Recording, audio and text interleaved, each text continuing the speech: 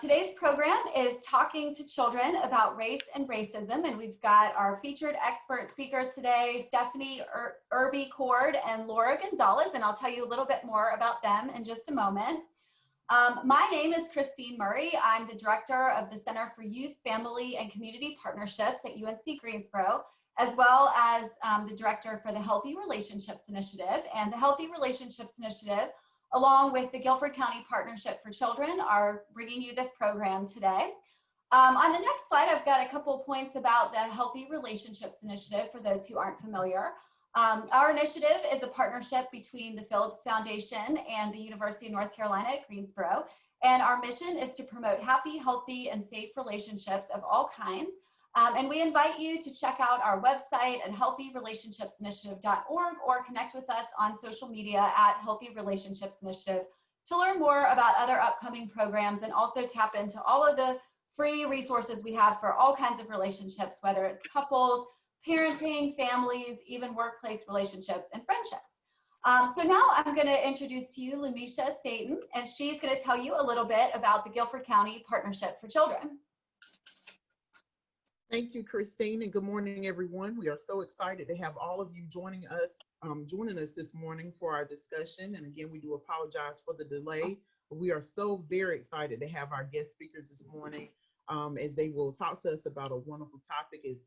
We know that we can't get enough of how to talk with our children and continue to build in relationships with them, especially around race and racism. So we are so excited that all of you are joining us today. On behalf of the Partnership for Children of Guilford County, we would like to thank you again for joining us. We are one of 75 local partnerships located across the state of North Carolina that are dedicated to providing resources to children ages birth to 5 and their families. And so we have a number of programs here in Guilford County that we fund, including the NC Pre-K program, the Dolly Parton's Imagination Library program, and others. So we invite you to check out our website, as well as our Facebook page. You can also find us on Instagram at Guilford Kids. And again, we are so thankful for this partnership today, along with the Healthy Relationships Initiative and UNCG for this presentation this morning. Thank you again for joining us.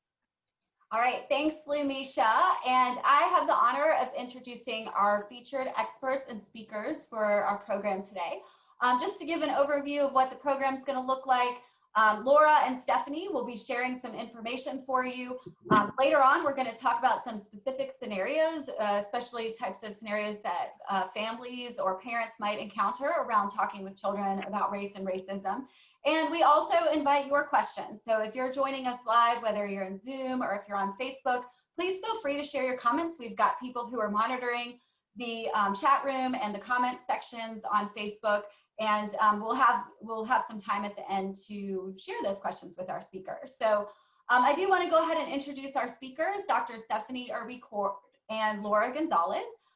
Stephanie is a psychologist and a clinical researcher, and she primarily conducts research on youth conduct problems, antisocial behavior and violence, and racial, ethnic, and cultural influences on child mental health treatment and prevention. With close ties to the African American community, Dr. Coard has always concerned herself with increasing awareness and sensitivity to how ethnicity and race impact the process and outcome of mental health treatment and in the implementation of evidence-based practices in communities of color. And now to tell you a little bit about Laura, who is an advocate for educational access for Latino youth from immigrant families in North Carolina. And her work has shifted from describing the supports and barriers encountered by these families to creating and implementing programs and interventions for them. In terms of teaching, Dr. Gonzalez covers student development theories at both the master's and doctoral levels, and equity in higher education, life design, and the effects of college on students. And she coordinates the doctoral program in higher education at UNC Greensboro. So we're very grateful to have both of these experts and professors from UNC Greensboro with us today. And we know they've got a lot of wisdom to share with us. So without further ado, I'm going to go ahead and turn it over to them. Okay. Thank you. Thanks, Christine and Lumisha. I do want to just mention that Stephanie and I have two other really important colleagues who have worked with us extensively on this project. And so I would hate for them not to be mentioned Their names are Dr. Gabriela Livas-Stein, who is also here at UNC Greensboro, and Dr. Lisa Kiang, who is at Wake Forest. So we wanted to share with you this quote as a way of starting to think about the project that we created, which is called One Talk at a Time. And I think one of the important underlying ideas for that is that it's a lot of pressure for parents to think that they're going to talk about something as big as race or racism in just one talk, and that you have to kind of like tell your child everything they need to know and get it right and just do it once. And so we want to relieve you of that burden of thinking you have to do this perfectly, or that you have to be at a very high level of awareness yourself before you can engage in these conversations with your child. So we just want to remind everyone that perfection is not a prerequisite to having conversations with your child about race and racism. And indeed, this is a series of conversations that are really ongoing throughout your life. And so we're going to help you think about how to approach these conversations in a way that you may already be doing them, but you may want to think of more strategies or ways to become more effective in your conversations. Or you might not have found the courage to get to that jumping off place yet. And so we hope to also provide you with the motivation to do that. And I'm going to let Stephanie tell you more about One Talk at a Time and its how it began and how we think about it. Sure. Thank you, Laura. So One Talk at a Time, as Laura mentioned, is a collaborative effort between myself and Laura, Gabby Stein, and Lisa King at Wake Forest University. And One Talk at a Time is a free online video series that basically was developed to inspire parents to have these courageous conversations with their youth around race and around racism, discrimination. We really felt that it was important for parents to get information about how to have these courageous conversations in a way that is developmentally appropriate, and also gives them tools that can help them to kind of go through these talks. And again, I say talks because it's not just one talk, there are multiple talks. And it basically serves as a guide to help them to have these conversations in a way that is very sort of concrete, non-judgmental, and really speaks to their child's needs and their child's personalities and the context in which they're trying to address these issues. So we developed this series initially for Black, Latinx, and Asian families. And so that's what we call our version 1. And then we also have another version that you'll learn about today with white families. And Laura will be talking about that in terms of how do you teach your children to be white allies? How do you teach them about anti-racism? And so we are really excited about the fact that we have all these families represented, because we feel that this is a discussion that needs to happen across race, across ethnicity, and these inter-ethnic, interracial discussions are critical. And so we're really pleased to be here today to talk about this. This video series is in the public forum. It's free. And also, as part of the project, we help parents to talk about some of the barriers, and we also know about some of the facilitators that help them to have these conversations. And we provide resources and tip sheets and Q&As and other sorts of things to help parents to, take it and run with it, and hopefully it guides them through these conversations.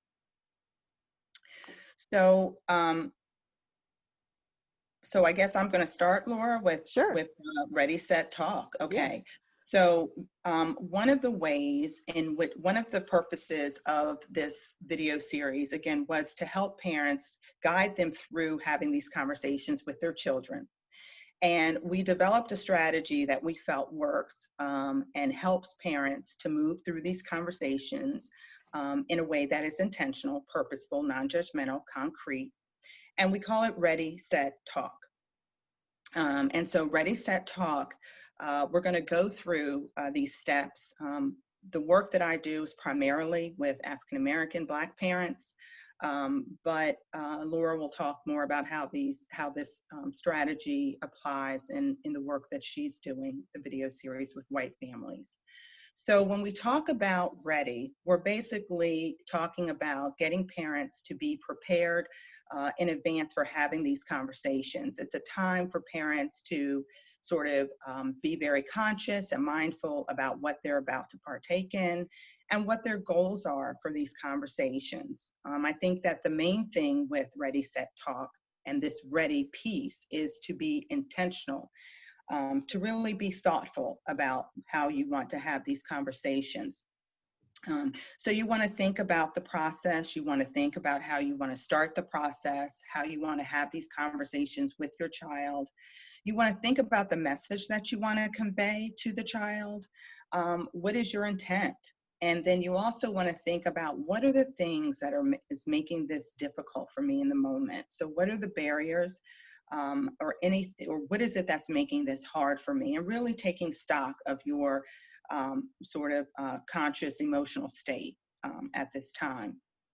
I know in working with African American parents, this is oftentimes a very stressful conversations,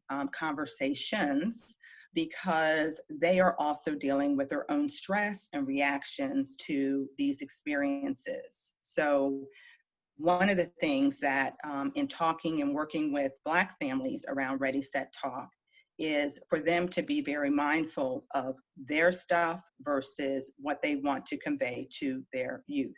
Okay, so the real barrier sometimes is, how do I teach my child to be resilient and to thrive and to take part in this conversation and also manage my own emotions around this. So that parental stress, that race-related stress, we know is real. We know race-related trauma is real. And so oftentimes that is part of Black parents' experience when they're trying to set up and have these conversations. So balancing their own emotions with what they want to communicate and convey to their youth. So that's ready. And then the next piece of this is set. And set is really where the attention goes from the parent to more to the child and the context. So you want to think about, okay, so I know what I want to say. I know what the goal is of this conversation, but now I need to think about my child. Okay, so you have to think about things like the age of the child, the temperament of the child's personality. You want to think about the context in which, these situations are happening for the child. So with set, you really want to think about context. And so focus on the what, the where, the who. Is your child someone that is shy, easily, very anxious about this? Thinking about your child's characteristics and their personality. There are things I can say to one of my children that I have to take a whole different approach with another child just because of their different personalities. So you know your child best, right? So that's the main thing. So what is your life context like in terms of race discussions? What other conversations have you all had? How has your family sort of dealt with this in the past? You want to really be able to create opportunities to talk about race and racism, I think, in kind of natural settings and ways that are proactive. So you want to, think about that. And you also want to see how you can also respond to your child if they bring up conversations. So for example, you know what you want to say, but is this in response to what the child has brought to you? Or are you being proactive about something that you see coming down the road or coming down, not literally down the road, but you get my point, coming in the future? Are you being proactive or are you being reactive in terms of this is something you're following up with that your child came to you earlier about? Then we get to the talk part, and this is really just the do it part. This is where you actually begin to have the conversation with your child. You know, and we believe strongly that in order to have these conversations and for them to be really effective and healthy, we need to also have a healthy parent-child relationship with our child. So this Ready, Set, Talk strategy is assuming that there is a positive relationship that this is building on. Okay, so this talk piece is actually just having the discussion. Now, for me, in working with Black families, one of the ways in which this oftentimes happen is parents sharing their own experiences. I had mentioned earlier about parents really trying to balance their emotions with what they want to convey to their child. So oftentimes what I see happening here with talk with Black families and with Black parents is for them to basically share stories and testimonies. Oftentimes it's about things that may have happened to them and how they want things to be different for their child. So storytelling is oftentimes very much part of this talk process for Black parents. And then also part of this talk is also making sure that you are doing things like, you know, role plays, and you're providing, you know, different coping strategies so that, you know, when your child is in a situation that they have options and they have a repertoire of tools that the parent says, okay, these are the things I want you to think about. These are the things that you can access mentally, emotionally when you're in the moment. So this is just really an important time of sharing with the child. And again, for Black parents, it oftentimes incorporates racial, you know, storytelling as well. Now, I know we wanted to also talk about some developmental aspects during this time, during this presentation. So I do want to talk about how parents can start these conversations with young children, and then school-age children, and then adolescents. So I'll go ahead and do that and give some examples as it relates to Black families in particular. So one of the things I've often asked is, how early do you have these conversations? And Laura, my other, you know, collaborative colleagues know that I'm really passionate about the fact that these conversations need to happen early, very, very early. And sometimes it may surprise people that I think it should happen so early. But I have to say that given what we know about the impact of race and racism on Black families in particular, given what we know about the impact of race and racism on the pregnant woman and the unborn child and the race-related stress impact, I would say that racial socialization needs to be happening as early as possible. And I would even say oftentimes with Black families, this process happens when a woman is pregnant and before a child is even born.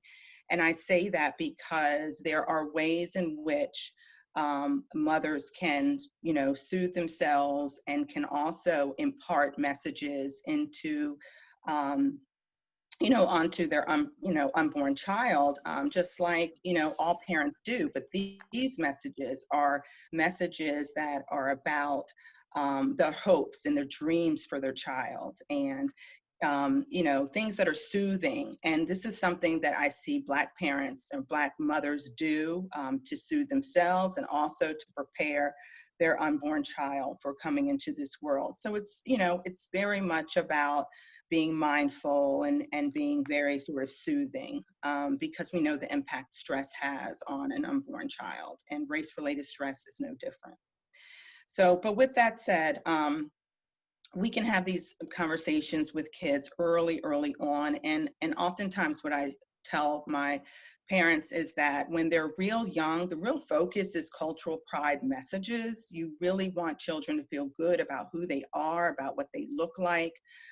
You want to give them lots of accolades about their physicalness. And I say that with respect to their skin tone, their hair, their features, and really making sure that you're giving them those positive messages, because it really will help to set them up for buffering when it comes time to they're in interactions where they're receiving self-disparaging or some sort of messages that are negative about that. So you want to really make sure that the child is feeling really good about who they are and what they look like.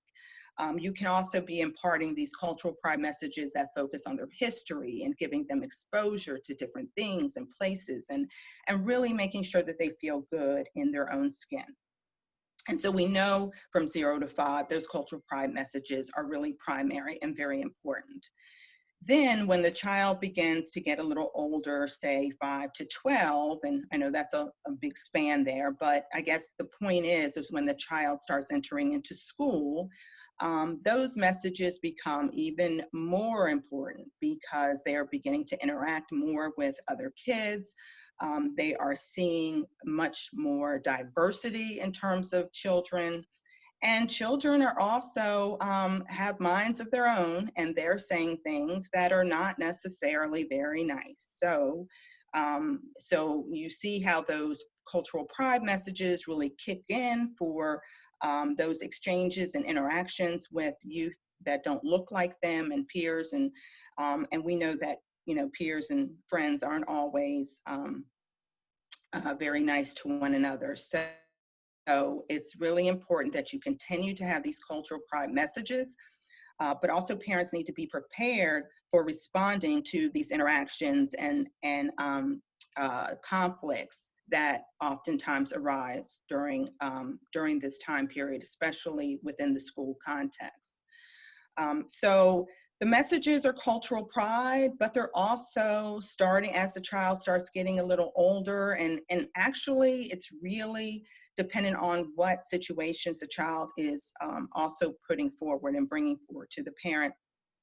You have to also start talking about these preparation for racism, bias types of messages as well. And it's really important for you to make sure that there is a balance between those two. We know from research that a balance between cultural pride messages and prep for racism or preparation for bias messages are optimal. Okay, you don't want to give one and avoid the other, and you don't want to totally talk about racism without talking about the prideful messages as well. So I think during school age is where that balance is really important. So again, you're starting with the pride messages, and then you're starting to include these racism preparation or prep for bias messages.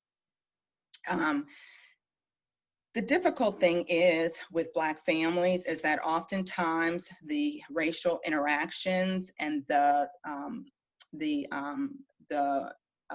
situations that occur for children, for Black children, are not developmentally appropriate. And so Black parents find themselves really struggling with, how do I have conversations with my child that's developmentally appropriate when the interactions that they're experiencing outside the home are not developmentally appropriate. Okay, and that's a big question, and that's where that set part really comes into play, really knowing your child and knowing how much they can take, because that is the real struggle. I mean, the reality is kids that are very, very young are having to deal with very sophisticated, complex situations that are things that we would not expect a 5-year-old to encounter, right? And so sometimes those messages go above their head a little bit, and it's a struggle. But they have to go above the head because the experiences are above the head.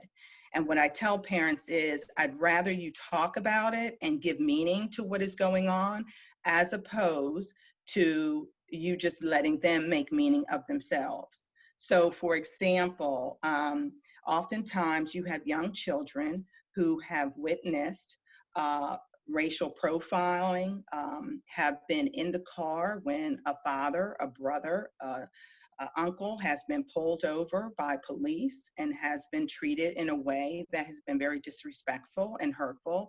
And the child has witnessed this.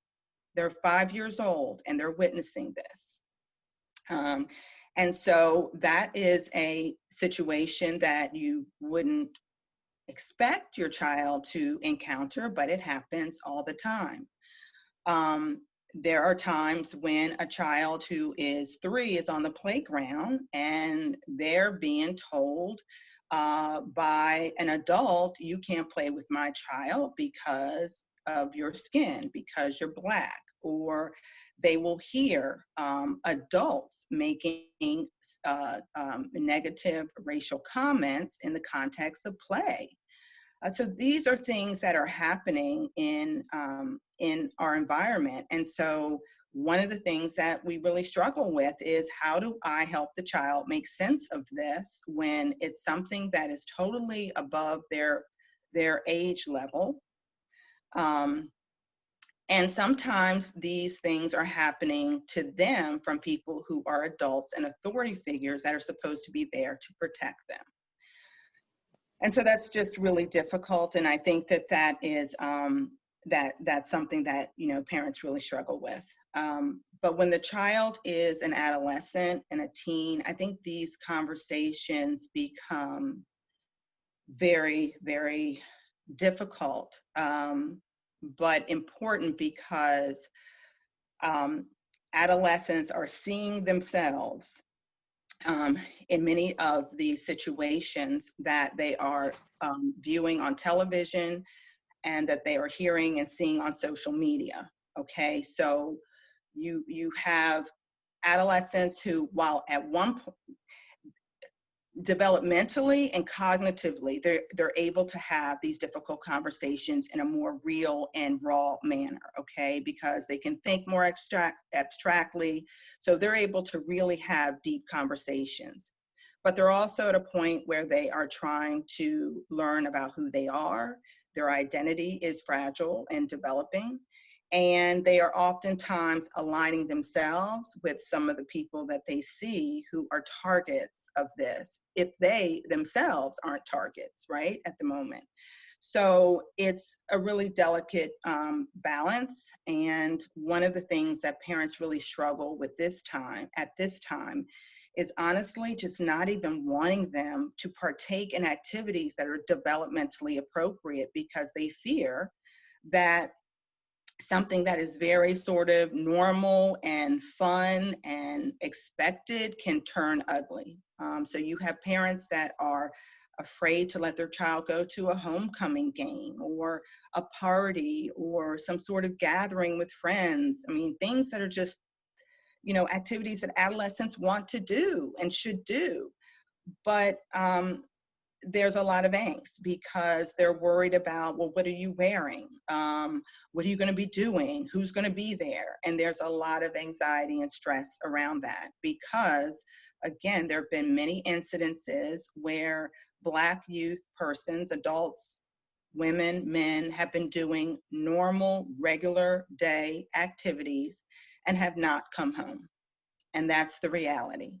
And so how do you have these conversations around being safe and being vigilant, but then also realizing that there are real examples of when you've done all of that and it still hasn't been enough. And I think that's the most difficult conversations to have. But I still think it is very important for parents to be hopeful and to instill in their youth a sense of resilience, that that it's not as if, you know, that that they can't live productive, healthy lives and have a positive impact on their community. But along with that comes anxiety around what should they do in terms of activism. How should they do it? Where should they do it? So it's a constant balance act. You know, you want your child to live a normal life, but you also want to make sure that they're safe. And sometimes it's just hard to know where they're safe and be confident that they will stay safe. And that's just a reality that Black parents deal with on a daily basis. So now I think I should turn it on over to Laura, right, Yeah. Laura? Okay, and give your perspective as it relates to white families. Thank you. I do want to just take a second and say how much I always appreciate doing this work together with Stephanie, and the many ways that I continue to learn from you, Stephanie. So I appreciate everything that you have just shared, and the way that it helps me think more deeply about the kind of world that I want to create together for all of our children. So because of that desire that I have to have a world where I know my kids are going to come home safe, and Stephanie or other moms also feel more certain that their kids will come home safe. That is why I feel like it's really important for white families to also wrestle with these ideas of race and racism and what our part is in this puzzle. So this image of an escalator is one that has been useful to me as I've tried to understand and think about what is my space in this kind of cultural and racialized society that we have together. And I think it can be hard for white families to grapple with this idea of systems that make life easier for us and make life much more challenging for other people. So if you think about times that you've stepped onto an escalator, and maybe you have to watch once your foot gets on it, but then it just smoothly carries you right up to the next level, and you don't have to exert any effort at all. You maybe are not even paying attention to the fact that you're being carried up to this second level. And that is the way that systems of white skin privilege and racism work in our country. That without us even being aware, sometimes we are being, smoothly and automatically carried up to a different space.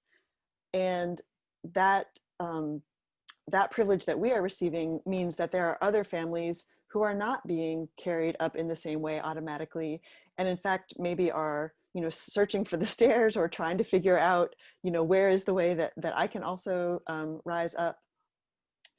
So even though this system of privilege makes my life easier, it also means that I am often separated from my colleagues like Stephanie, or my neighbors in my community, or friends that my kids are getting to know at school.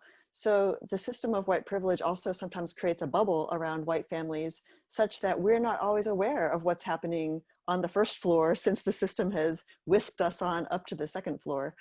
And so I think it's really important, number one, for white families to understand that we didn't somehow magically deserve to be on the second floor. We got carried there by many, many systems. And we can think of educational systems that benefit us, healthcare systems, judicial systems, housing and neighborhoods. There are so many ways that people who look like me get the benefit of the doubt in our society. And so we really have to be very intentional about trying to disrupt that level of privilege. And I think the metaphor of the escalator is useful because to come back down, you really do have to intentionally turn around and exert a lot of effort to move yourself back down the escalator, and not let yourself just be carried up to the next level. So with that backdrop of kind of the ways that our families have received unearned privileges, I would like for us to think about what then is our response? What can we do?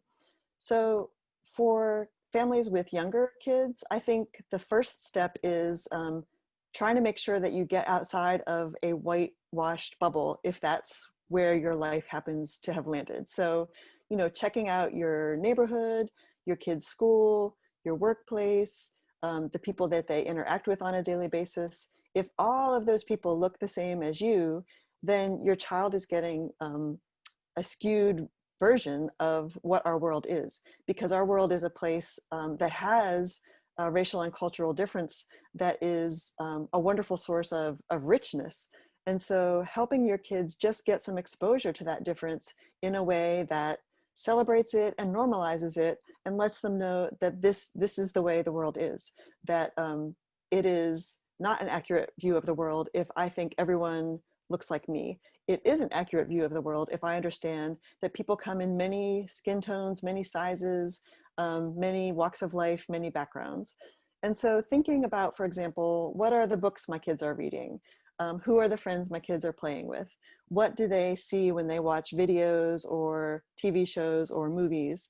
So really being intentional about broadening the types of exposure that you and your family members have, and appreciating and talking about that difference in a way that it is natural, it's part of our world, and it's a good thing, so that children are not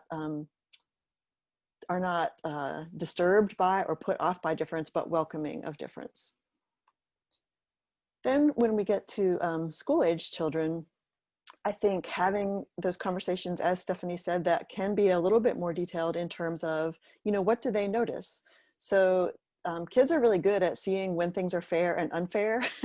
Anyone who has siblings knows that someone's always saying, hey, you got more cookies than I did, or like, hey, that's not fair.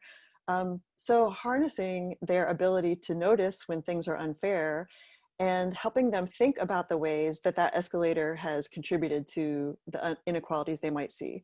So for example, if we live in a neighborhood where almost everyone looks like us, helping our kids kind of pull back the curtain and think about, well, why is that the case? So noticing it for the first part, and then asking some good questions about, well, why might that be the case? Is there a historical legacy in your area of kind of segregated housing? Are there ways that economic access might contribute to who lives in your neighborhood or who doesn't? Are there ways that there have been other barriers put up so that neighborhoods are more segregated? You might get kids to think about who they see around them in their classes at school and why those differences might be there, not focusing on individuals or blaming individuals, but thinking about the ways that systems have structured our lives such that there are unequal outcomes for white-skinned folks and Black and brown-skinned folks.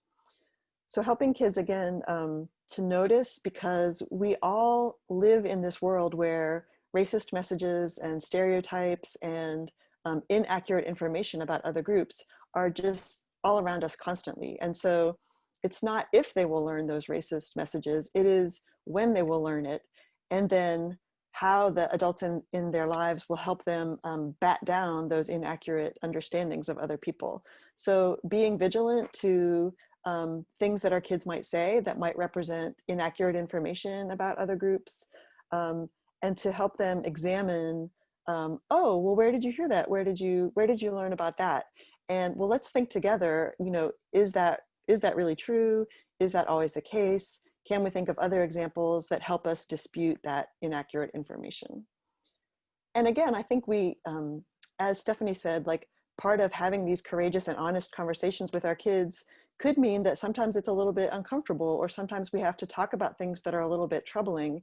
But if we're not willing to guide our children through those difficult conversations, then they'll just continue to absorb, information from the media, information from, other spaces where we're not able to help them make sense of it. So by entering into these sometimes difficult conversations with our kids, we're really kind of like the rudder on the boat. We're helping to steer them through some waters that they're really going to be navigating anyhow. And so we would rather be helping them navigate and make sense of that rather than just leaving them to kind of draw their own conclusions. So then with older kids, we can really move into the space of helping them to reflect and then think about acting. So for example, once kids have gotten good about noticing things that are unfair or noticing inequalities, then we can really ask them, well, what would you like to do about that? Or how would you like to see that be different? And so older kids can start to use their voices, for example, to stand up for peers who might be getting mistreated, or to ask good questions, like in a classroom, if material is being presented in a way that only talks about white contributions for history, for example. So once kids have gotten good about noticing and reflecting, then we can really encourage them together. What should we do if we want a world where everyone feels safe, where everyone is able to reach their full potential, then what is our place in that? How can we push back a little bit on the privileges that we get and help to make spaces for other people also to thrive? You'll receive more resources at the end of our presentation, but this is one quote from a woman who has a website and a book, and I really have learned a lot from her as well. And so Rebecca Guinap says, if you feel like you're already behind or you've already messed up, and specifically thinking about white parents who maybe are trying to find their courage or motivation to enter into these conversations, the message is, our children don't need us to be perfectly anti-racist ourselves before we can start this work with them. And indeed, we may learn from them, and their courage might inspire us as well. So really respecting our kids as they grow older and their ability to be active parts of these conversations, and really the ways that they might sometimes even be leading the conversations. Okay. We also just want to mention quickly that, as Stephanie said, the first version 1.0 of our videos did also include examples for Latinx families or Asian American families to think about confronting issues related to racism, xenophobia, anti-immigrant bias. And so while neither Stephanie nor I can speak from a personal lens about those experiences, we can just reflect from the families who we heard talk about these things in focus groups that we did, and the families who contributed to the videos that are part of our project. And so some of the concerns that they mentioned needing to confront with their kids include, how do you respond to anti-immigrant bias or to xenophobic comments that can be repeated from what maybe a kid has heard at home or heard on the TV, heard on the radio. For parents who grew up in other countries, learning how racism even is structured or functions in the US is kind of something new to them, especially if they were part of the ethnic or cultural majority in their home country. So having to kind of start from a beginner's mind and figure out how racism works in the US is a challenge for families who have immigrant family members. Given the recent socio-political environment, we've also heard families talk about fears about being separated from their family members or possibilities of deportation. And then certainly, in addition to kind of garden variety bullying that might happen amongst kids, there can also be specifically culturally centered bullying around, speaking a language in addition to English, eating food that looks or smells or has different ingredients, or other kinds of cultural traditions and customs. So again, we don't have the sort of first person authority to speak about these things today, but if there are families who want to know more about ways to address these issues with Latinx or Asian American families, that is included in the video project One Talk at a Time. So I think we're ready now to talk about some specific scenarios. Yes, thank you, Laura and Stephanie, for all of the really valuable information that you've provided so far. I know, just like you just mentioned, Laura, certainly with the current socio-political context, these conversations are perhaps more important than ever. They're always important, but they also are just rising to the surface, I think, in so many ways right now. So all of this was really great, and I really love especially the Ready, Set, Talk framework. I think it does give such a practical way for parents to think about how to have these conversations with their children. And through all of our Healthy Relationships programs, we always like to try to make things really as practical as possible. And so one of the ways that we can do that is by thinking through some specific scenarios. So we are going to go ahead and walk through some possible scenarios and get your thoughts on some considerations for parents or possibly other adults like teachers, educators, for what they can do and how to address these through conversations with children. So as you see here, our first scenario that I'll ask you about, and then Lumisha and I will kind of alternate moving forward. But what should I do if I hear my teen tell a racist joke, or if they're not the one who tells it, but they have a friend who tells a racist joke and your child laughs at that joke? So what suggestions would you have for that scenario? Well, I think it can be hard not to react with like a cringe or this internal feeling of shame if you hear your child telling a joke or laughing at a joke that, is racist or xenophobic or has other isms embedded in it. So I think one of the important first things is just to remember that shaming someone is not a good strategy for helping them do better. And so trying to kind of keep a more educational lens, that really our goal is to help our kids learn. So if we think about all the way from when they're little, children have to be taught how to interact, in their society. And so this is just another example of a way that we can help them understand the ways that racist jokes might be hurtful. So I would say to try not to react with like shame and blame as your first step, but to really listen to, like if your child is the one telling the joke, ask them like, well, what made you think that was funny? Or where did you hear that? Or why would you think that is true? So to kind of not go with the humorous part, but just to really try to get into their thoughts and ask them, why is it that you said that? And then maybe to just help them understand its potential impact on others. So gosh, that could be really hurtful to someone who heard you say that. And sometimes even helping them think about ways that they might have had jokes leveled against them. So for example, if your child is a girl, like helping them think about the ways that sometimes girls are on the receiving end of negative jokes. Sometimes people are shamed for something else about their physical features. And so everyone knows how bad it feels to have a joke told about you. And sometimes just reminding our kids to be empathic and to know that even if their intentions were not necessarily to be hurtful, that the impact certainly could be. And I think even if there's no one in the target group around, it's still good just to get people to think about the fact that you never know who might repeat that joke you told, and we just don't need to be contributing to a toxic environment, right? Like, let's lift people up. Let's not use our speech to tear other people down. So I think just helping them take seriously the hurtful impact that jokes can have. I think those are great points. And I think too, just before I turn it over to Lamisha for our next scenario, but just how helpful it is when, like with your Ready, Set, Talk framework, if you've laid the foundation for some of these conversations, so that when something like this happens, that you could kind of, it's not like the first time you're talking about it. And so I think it really speaks to that importance of this being ongoing conversations, not a one-time thing, or not waiting for a specific incident to arise. That's such a good point. Yeah, absolutely. Yep. All right, thank you for that. And Laura, this is another question for you. What can I do if my child witnesses another child at school engaging in racially motivated bullying at school? Mm-hmm. So I think a couple things, going back to Ready, Set, Talk, I think one of the things I would think about would be in terms of set, like what age of child might this be? So thinking about how I would talk to an elementary age child about bullying versus an older child. So I would take age into account.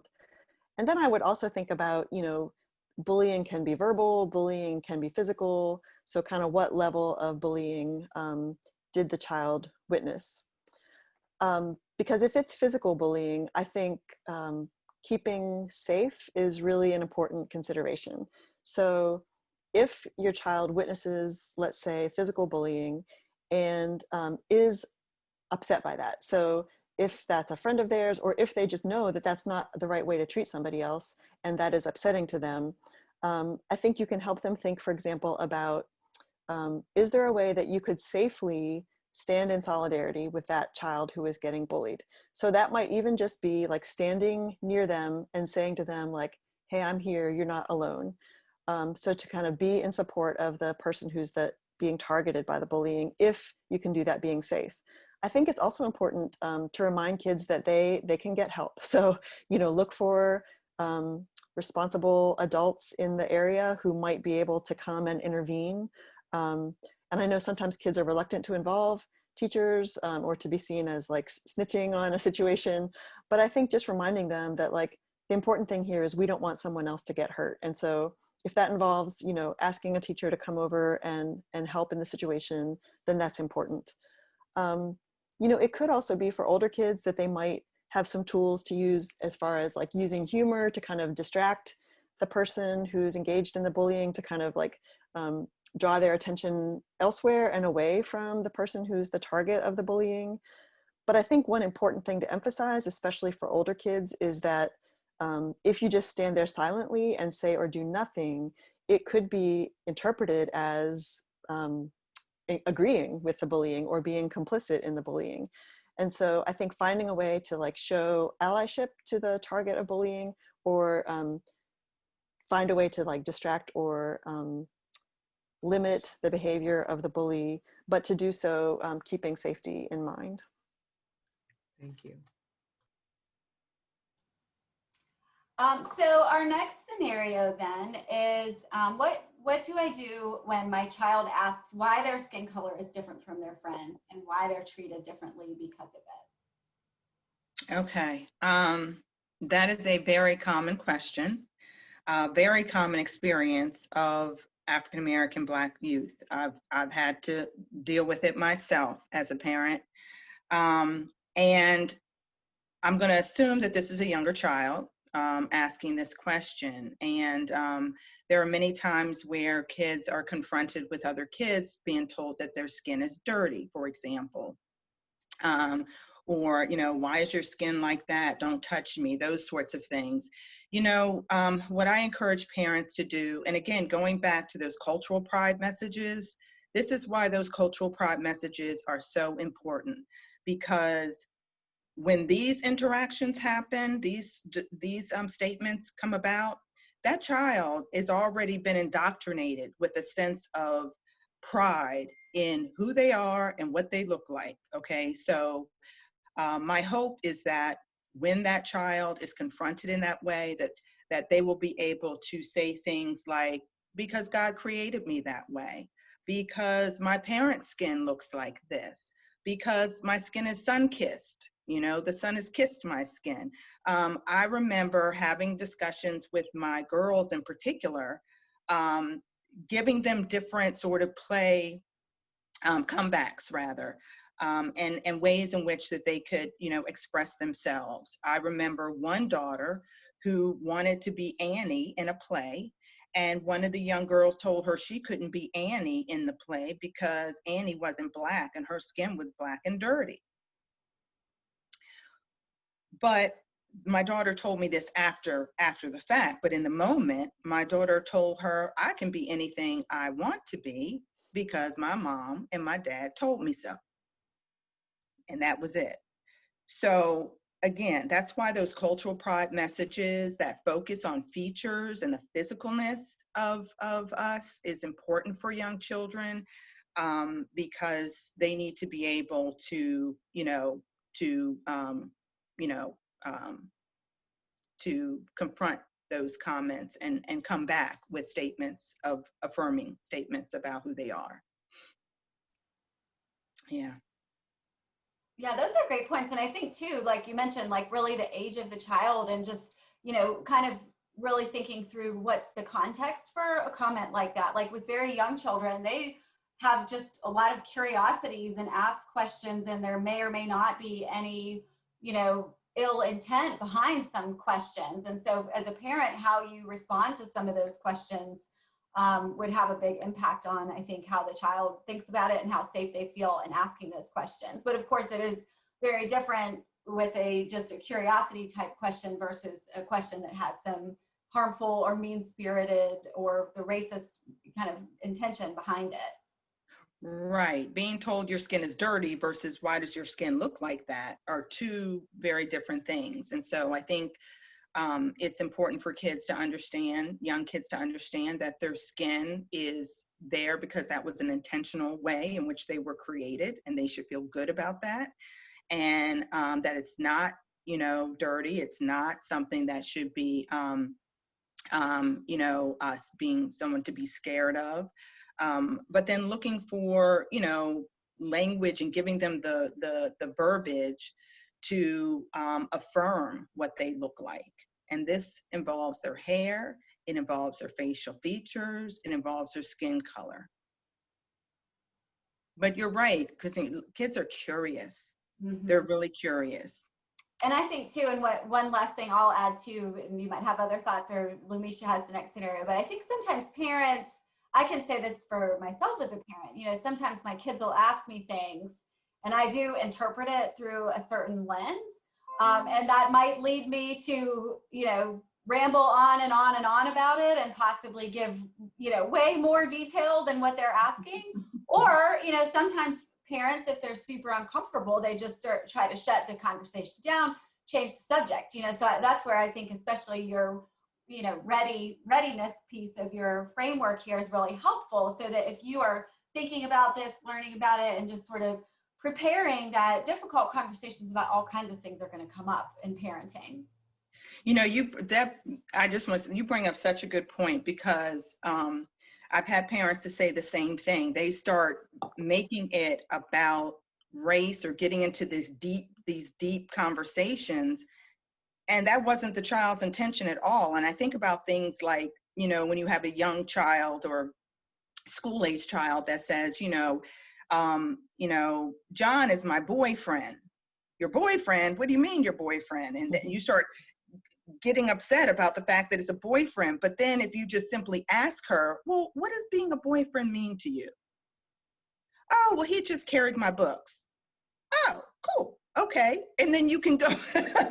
But we start getting ahead of our kids. And it is important, Christine, for us to have kind of back up and get some meaning making, right? What does it mean to you? Tell me a little bit more about what you're thinking. How are you feeling?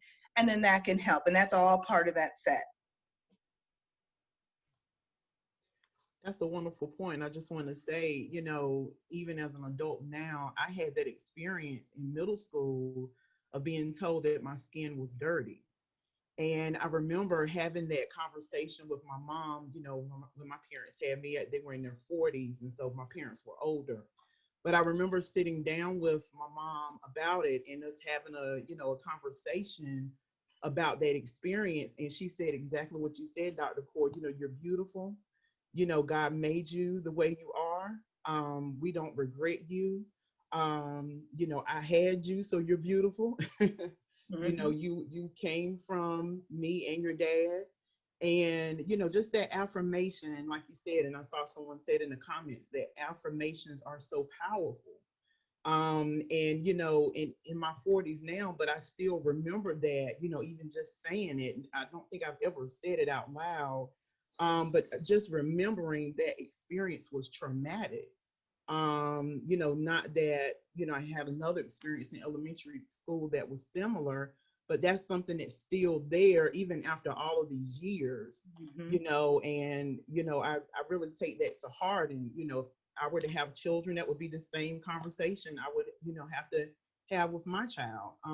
So I think that was just so profound what you just said, because I remember my parents having that same exact conversation with me about my skin.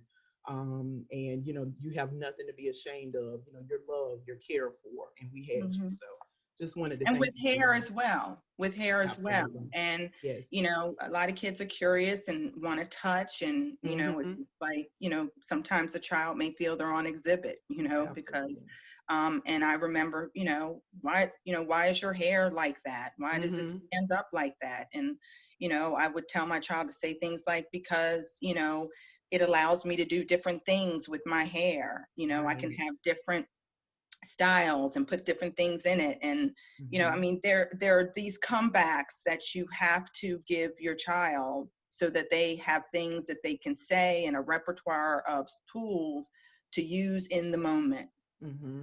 So, yeah. Absolutely. And then this last scenario is for you, Dr. Coard. What does a parent do if their child asks them if they will be hurt or killed because of the color of their skin? Just reading that, I get a emotional reaction. Yeah. And I get one because that's a real question. I've been asked that question. And parents I know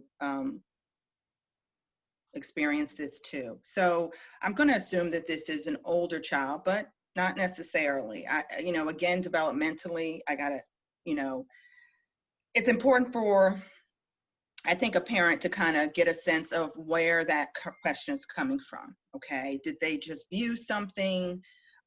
Did they hear something? Did somebody threaten them? Like, I would need to get some information from the child first, because I can just imagine freaking out about this question and just losing and missing the mark, right?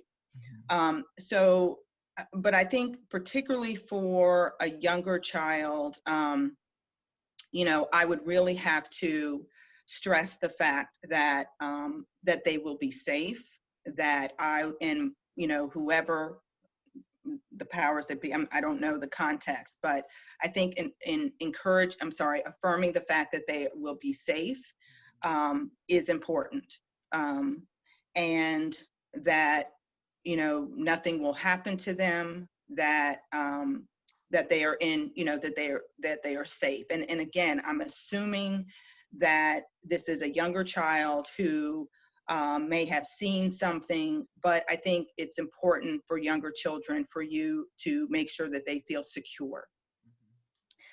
Now, as the child is older, you know, it gets more difficult because, you know, I have a 19-year-old son. And this is a conversation I've had to have with him. And it's a difficult conversation because, again, there are situations where kids that look like him have been killed and have been hurt because of simply looking the way he looks and have not been doing anything wrong. And so these are the type of questions you'll get. Well, wait a minute. This happened, that happened. Can't that happen to me? And the reality is, that is the reality. And for me to say, oh, you'll be safe, you're okay, I'll take care of you, that doesn't work for a 19-year-old male. Come on.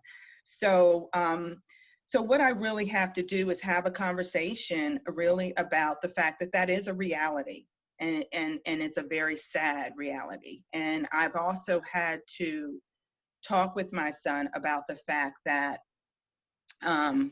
that it's difficult for me as a parent to want to make sure that he's safe, but knowing that I cannot be in every space and place that he is in. But I have to acknowledge and validate the fact that he has concerns and fears and anxiety around this. And so it's really important to talk that through. And at the same time, to talk about ways to be safe as possible, you know. So I have talked to him about, you know, I mean, he was doing Instacart, you know, and driving around a lot, delivering groceries. You know, what do you do if you're stopped by police? So we do talk about the protocol and what that looks like. And so there are just ways in which we have to talk about safety. We have to talk about certain protocol. You know, what I want him to do when he's in certain situations, how I want him to communicate with me, what I want in terms of, you know, him to act in a way that is not going to, I don't want to say under the radar, but I want him to act in a way that is intentional and hypervigilant. I need him to make sure that he is aware of his surroundings, aware of his behaviors, and to make sure that he keeps himself in safe places and spaces and does not take risks that could put him in harm's way. And so these are discussions that, you know, you just have to have. But along with that, you have to really use that as a time to unpack the feelings and the anxiety that they may be feeling. Those are deep conversations. Absolutely. And, you know, I'm also finding, you know, even with Black men, you know, we're, you know, having a discussion, even with my husband, just for an example, you know, just re-having that conversation about, you know, take your hoodie off, you know, take the hoodie off when you go in the store, you know, let's stick to get, you know, different things you think about, you know, as an adult, even having to have those conversations, not just with our Black boys, but with, you know, Black men as well and other minorities, because we're, you know, you think about it's crazy that we're having to have these discussions, but at the same time, it's the world that we're living in. And I think, as with the children, even the young ones, as parents are watching the news, they're hearing things. Children are smart, they're resilient, they're picking up on things and they're seeing what's happening sometimes. And I think that's something that can be a reality for a child. Oh, they look like me, Breonna Taylor, she looks like me. What happened? Just having that question, and just it becomes something that really is a real, as you said, it's hard, it's tough, but very tough conversations, but it's conversations we're having to have so much right now. Yeah, and like I said, these situations are not developmentally appropriate. So while we understand developmentally appropriateness, we're challenged with trying to strike that balance, because that's just the reality that we live in, unfortunately. I feel like too, for parents, it's really helpful to acknowledge, I don't have all the answers either, or this is hard for me to talk about as well. And I think sometimes as parents, we feel like our kids expect us to be this all-knowing, kind of emotionless sort of person who just knows all the answers to all the questions. And I think that parents can actually really help a lot of these conversations by acknowledging their discomfort, or I know this is hard to talk about, or I feel uncomfortable about this as well, or this makes me really sad, or this scares me too. And not even perhaps more than saying, you can share your feelings with me, but by opening the door and modeling that themselves, I think it really helps open the door for the children to discuss as well. So we've got through our scenarios, and I want to thank you. I think that, to me, that's always helpful. I'm a real practical sort of thinker, so it always really helps me to just sort of walk through some real specific details to bring some of the more theoretical and kind of big picture concepts to life. We're going to move into some Q&A here. We have had a couple that have come in kind of back channel through the chat room. If you have some questions, feel free. You can either share them for the whole group, or you can direct them directly to me if you would like to keep them more private. Also, I would say we would really love just to share what have you been learning through this program? What has stood out to you? So don't feel like you only have to have questions to share at this piece as well. But I'll go ahead with the one question that's come in here. And I think especially kind of connecting back to a lot of your resources for the Ready, Set, Talk are very focused on one particular racial background, but do you have suggestions for families that include multiple or different racial backgrounds within the same family? So for example, if you had an interracial couple who has biracial children, and what those conversations might look like for them. Sure. I can talk just a little bit about that from my own perspective as someone who's married to a Latino. And so in our family, then we have kind of multiple cultural influences. And I think the question of race and Latino ethnicity is like a little bit more complicated, but my husband was an immigrant to this country. And so there are many ways in which you think about how the power structures stack up, and that he's in some ways in a group that is sometimes not on the good end of the power structure, on the kind of receiving end. And so some conversations that we have in our family include valuing the multiple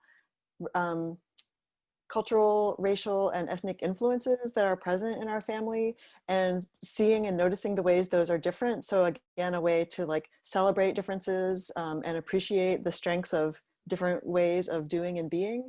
But also, for example, one day my daughter and I were reading a book when she was much younger over the Martin Luther King Jr. holiday. And so we were reading a book about Martin Luther King Jr. And she said, well, does that mean if our family was riding the bus, that Papi would have to sit in the back and that we would all sit in the front? And so that was a really interesting moment where I saw that she was including herself with me as somebody who would have white skin privilege and sit at the front of the bus. And she was including her Papi as somebody who would not have that privilege and would need to sit at the back of the bus. And so that was a really interesting moment for us to talk about, you know, the ways that people in our family might be treated differently depending on how we're being perceived, and what then would be an appropriate response. For example, like if she and I were at the front of the bus, what would we want to do about that power that we had been handed, in the sense that we noticed that it was unfair and unjust. So I think that's one way that it can be talked about. And I think those differential layers of privilege can be present in other ways in families. Like I think Stephanie talked a little bit about like how her son and her daughters might receive different messages based on kind of some of those aspects of who they are. You know, you might have a child in your family who carries additional identities like being LGBTQIA or other ways in which they might be discriminated against. And so I think there's lots of ways that we can think about combined and blended families, and the ways that we all kind of carry some identities that might cause us to be treated differently, but how we can also stand in solidarity with each other, and know that if someone who I love or care about is mistreated, then that's a problem, and that's something that I should care about. Yeah, I wanted to just reiterate the fact that, you know, visible skin color is major. And I say that because when I think of race, I think of race as a social construct that is based purely on skin color. It tells us nothing about that person, but it is highly powerful in this racially conscious society that we live in. So I think when it comes to blended families, it's important to think about that, because regardless of what ethnic, cultural background and socialization may be taking place within the home context, when they live in a racially conscious society, individuals will make assumptions about them purely based on their skin tone. And so if a child is biracial and that is ignored, that could be problematic. Just like it could be problematic if a child is adopted. You have to think about the ways in which they will be perceived by others in society, and use that as a tool for how you want the child to handle that, and how you want to infuse your ethnic and your cultural values and belief systems. But I think it does do children a disservice when there's no discussion of how they are going to be viewed outside of the home context by others who know nothing about them, but will purely make decisions based on what they look like. And the fact that they're biracial or have these other ethnic identities will not matter, unfortunately, in that context. And so I think it's just really important for parents to think about skin color and others' perceptions, because that's the way the world works, unfortunately, in the US, especially, where, you know, they make assumptions purely based on what you look like and your ethnic values, where you come from, what your history, that's secondary. And it's unfortunate, but that's what's been used to instill hierarchies and to make judgments on people. Very good, awesome comments there. And I just want to read some comments we received, just a couple on Facebook. And again, we thank all of the participants that are with us and the viewers that have stood by us through this whole presentation this morning, here on our Guilford Kids page and through the Health Relationships page. But we also have a comment that just says transparency is needed, challenging at times as parents to find that balance with developmentally appropriateness. So I guess with having those conversations, just the challenge in that. We received a comment from the Fort Bragg Employee Assistance Program saying outstanding training and dialogue. So we definitely thank both of our experts, Dr. Gonzalez and Dr. Coard, for their expertise this morning. And then another one, someone made a comment just in the context of schools, saying that PTAs should be laying the groundwork for these conversations so that parents are building their skills and understanding as well. So having, your wonderful resources that the both of you have created in your team, having that as a resource is awesome also. And we just had one that just popped in just now from a viewer just saying, thank you for sharing such helpful information, and thank you for doing it in such a calm and practical style. So we really appreciate both of you this morning for just sharing the knowledge with us. Christine? Sure. Yeah, Laura or Stephanie, do either of you want to respond to any of those comments too before we move on to our next section, which is going to be sharing some resources? Yeah, I just want to, thank them for attending, but, I just, I don't know, I'm very passionate about this, and I think it is just critically important. And I think that it is important to think about being calm and practical. Because it is a very stressful situation, and they're very, difficult conversations to have. But our children are taking cues from us. They're watching how we handle it. And also, I think that it's important, and I think, Christine, you shared this too, for youth to know that, we struggle with this as well. And we have feelings about it, and it's difficult for us too. And I think it's just really important for us to make sure that our kids know that we're willing to go there and have these conversations. And if we don't know the answer, then we just say, you know what, I don't know the answer to that. Let me think about it, and then let's talk more about it. Again, multiple conversations. So I just really appreciate that the participants that were on the call, that they, found that this was helpful. And, I hope that they share it with other people, and we can kind of, get a snowballing effect going on, because this is really important stuff. It really is. Yeah, absolutely. I think I want to just say thanks to everyone who took the time out of their day to come do this with us for a little bit. And I think that the fact that we are, in this kind of like home stretch to the election, and that there's many reasons why we are making conscious choices right now about the communities that we want to be and the ways that we want to treat each other.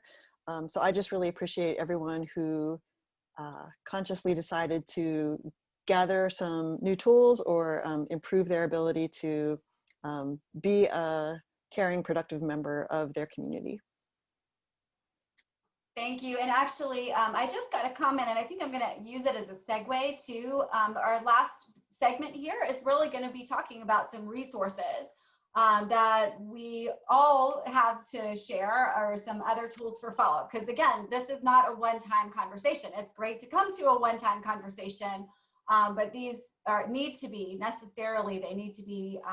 ongoing dialogue, both within families. And then the comment that came in through the chat room was, should this just be in families, or should it be in a broader community context as well? So for example, schools and other pieces, and other segments of the community. And I think we would probably, I don't want to speak for everybody, but I think we probably would all say yes, that we hope that these would be conversations that would be, happening in workplaces, in schools, in neighborhoods, in different community segments. And so to do that, sometimes we do need some resources and tools. And to be honest, that's what I love so much about the Ready, Set, Talk framework. You're taking something that is very intimidating and very scary as their parent. It's frightening to talk about some of these things because we don't know where those conversations will go. And so we're going to start by kind of talking about if you all have some other resources to share. I'm going to share some. Lumisha has some as well. Camilla posted, and we can maybe repost it. We've got a link with a lot of other resources too. So, but we all are just going to highlight a couple of resources that we would encourage people to check out as some follow-up. So Laura and Stephanie, I'll start with you. Well, I mean, definitely look at the website that features One Talk at a Time, and you can look at that at the caminoslab.org website, where we have the video series for all of the groups, as well as tip sheets and so forth. And again, it's there, it's online, it's public, and it's free. So definitely, you know, look more into One Talk at a Time and learn about that there. The videos for white families will be at that same website, and they're not quite there yet because we did the filming this fall and they're currently kind of in the editing and revision process, but it's our hope that they will be posted to that website by the winter sometime. So keep your eyes open for that. Great, thank you both. And they did share a list of a number of other resources that are included in that link that I guess we're going through the slides here too, as well as included in the link too. So if you could go forward a couple more slides, Laura, these are all on that list. So we're gonna kind of go quickly through them here. But I'm gonna share with you a couple of resources from Sesame Street and Communities, and then Luvisha will share a few more as well. I'm going to share a link in our Zoom chat room here. We are very grateful to have a partnership along with the Guilford County Partnership for Children and other local organizations. We are part of a collaborative for bringing Sesame Street and Communities resources to Guilford County. And some of you may have heard about this because they do a great job of course, sharing this through general media. But Sesame Street has had a long commitment to addressing racism and to developing resources and tools to help have conversation and dialogue in families. So I will also share a link for, there's a toolkit within Sesame Street and Communities called Caring and Sharing, and it doesn't specifically address racism in most of the resources, but it has a lot of resources that celebrate diversity and for young children to help them develop friendships and connections with other people who might be different from them in a lot of different ways. And I'll also share that currently, right now, Sesame Street has a special program that is being shared through HBO Max and PBS Kids, and it's called The Power of We, and it's a Sesame Street special. And we'll also share the website because they've got a viewing guide too, so it's something that you can watch with children and then use this viewing guide to help facilitate conversations. As well as, if you missed it, but during the summer, Sesame Street partnered with CNN to do a town hall across their network, across the CNN network, on coming together, stand up to racism, and that is still available to be viewed as well. So we'll share that link too. But Sesame Street definitely has a lot of really good resources that especially can be helpful for having some of these conversations with very young children. Luvisha, what resources did you want to spotlight as well? Thank you, Christine. Yes, we do have several resources, but I did want to point out one from PBS Kids called Talking to Young Children About Race and Racism, which is an awesome resource there.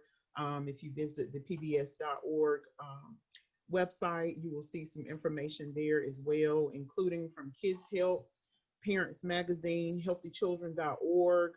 There are several resources online in addition to the other ones that we talked about today. So we hope that families will have the opportunity to definitely check these out. And we definitely hope that all of you have enjoyed the conversation today. And please note that this discussion was recorded. So you will be able to find this on our Facebook pages through the Partnership for Children in Guilford County and Healthy Relationships Initiative. They will be uploaded to YouTube pages also. So we hope that you will go back, share this video with your family and friends. And we certainly appreciate each one of you for joining us here today and your patience as well. Thanks, Luvisha. And I want to thank everybody, but before I thank all of you for being here today, I especially want to thank Dr. Gonzalez and Dr. Coard. We just really appreciate having the chance to talk with you. We'll share one more link too that actually they both participated in a Healthy Relationships Initiative Relationship Booster several months ago, and we do have that program available to share as well. on talking with kids about race as well. So that's another resource. But thank you, Laura and Stephanie. Great learning from you as well, as always.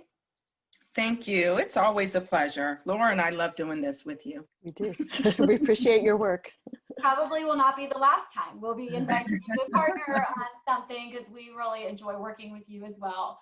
We do want to thank everybody who's been here live with us in the Zoom room or watching on Facebook Live. Thanks for your participation and dialogue in the chat room. And as was mentioned earlier, really just thank you for taking the time out of your day to spend some time with us thinking and learning about how to talk about this very most important topic with the children in your lives. So thanks for being here, and we hope it was a great program, and like Lumisha said, that you can find it and help share it and spread it with others who it might be helpful for later on after the program closes.